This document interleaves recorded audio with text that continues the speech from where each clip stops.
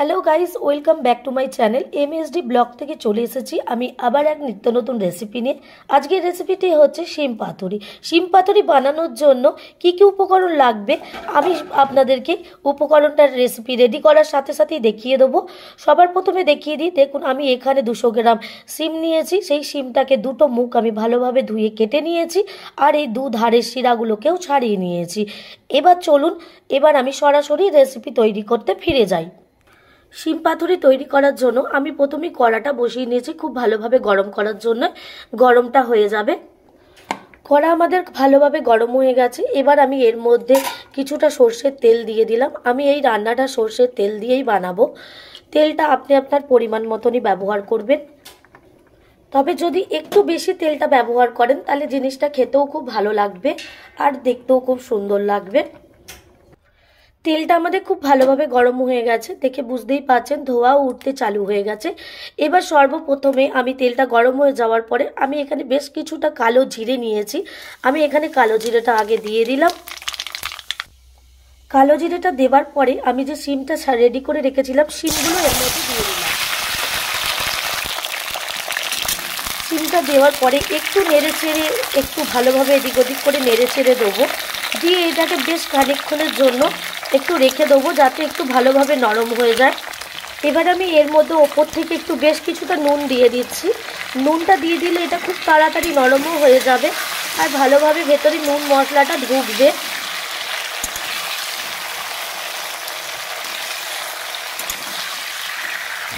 আপনাদের কাছে অনুরোধ রইল এই ভিডিওটা পুরো দেখার জন্য। দেখুন, ভিডিওটা পুরো দেখে অবশ্যই আপনাদের হয়তো এই রেসিপিটা খুবই ভালো লাগবে। সিমটা ওদিকে রেডি হওয়ার সাথে সাথে আমি এখানে একটা মশলা রেডি করে নিই। আমি এখানে প্রথমেই সাদা সর্ষে নিলাম 2 চামচ। এবার এর মধ্যে আমি কালো সর্ষে নেব 1 চামচ। আর এবার এর মধ্যে 4টে কাঁচা লঙ্কা নিয়ে নিচ্ছি। ঝালটা তোমরা তোমাদের পরিমাণ মতনই ব্যবহার করবে। এবার এর মধ্যে আমি বেশ কিছুটা নুন দিয়ে দিলাম। নুনটা দেওয়ার কারণ এটাই যে সর্ষেটা বাটলে পেস্ট করার সাথে এটা তিতো হবে না, এই জন্যই একটু নুন ব্যবহার করে নেওয়া। এবারে চলুন আমি এই পেস্টটাকে রেডি করে নিই। দেখুন বন্ধুরা, এটা বেশ কিছুটা নরম হয়ে এসেছে, আর একটু সময় লাগবে। আর একটু এদিক ওদিক করে আমি একটু পাল্টে দিচ্ছি, একটু জাস্ট আর সময় লাগবে। তবে এই রান্নাটা করতে বন্ধুরা বেশ সময় কিন্তু খুব কম লাগে, খুব অল্প সময়ের মধ্যেই রান্নাটা রেডি করে নেওয়া যায় আর খেতেও খুব টেস্টি হয়। যারা খেয়েছেন তারা অবশ্যই জানেন, আর যারা এখনও পর্যন্ত ট্রাই করেননি তারা অবশ্যই এই রেসিপিটা ফলো করে আপনারা একবার ট্রাই করে দেখুন। এই রেসিপিটা যে কোনো কিছুর সাথে সার্ভ করা যায়, আর গরম ভাতে তো একেবারেই জমে যায়।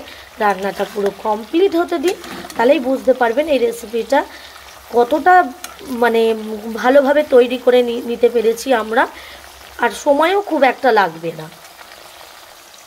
দেখুন এই শিমটা কত সুন্দরভাবে ভালোভাবে সিদ্ধ হয়ে গেছে, আর একেবারেই একদম ভাজা কমপ্লিট, পুরো নরম হয়ে গেছে। এই রেসিপিটা রেডি করার জন্য একদমই জল ব্যবহার করতে লাগে না। এবার এর মধ্যে আমি যে মশলাটা পেস্ট করে রেডি করে রেখেছিলাম এটা এর মধ্যে আমি দিয়ে দিলাম।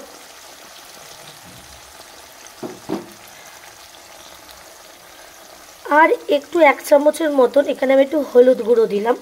আপনারা চাইলে এর মধ্যে গুঁড়ো লঙ্কাও ব্যবহার করতে পারেন বা কালার লঙ্কাও ব্যবহার করতে পারেন। আমি দুটোই স্কিপ করলাম, আমি দুটোই ব্যবহার করছি না। এবারে এগুলো দিয়ে খুব ভালোভাবে একটু মিশিয়ে নেব।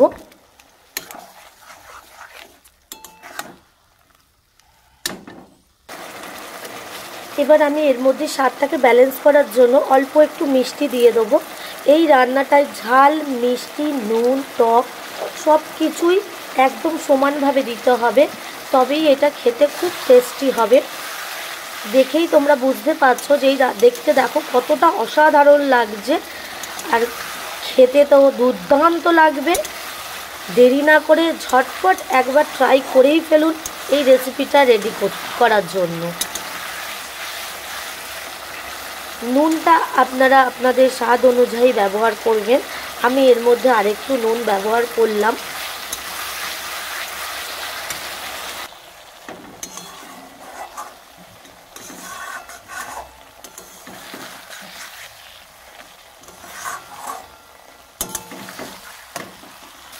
রেসিপিটা আমাদের সম্পূর্ণভাবে রেডি হয়ে গেছে।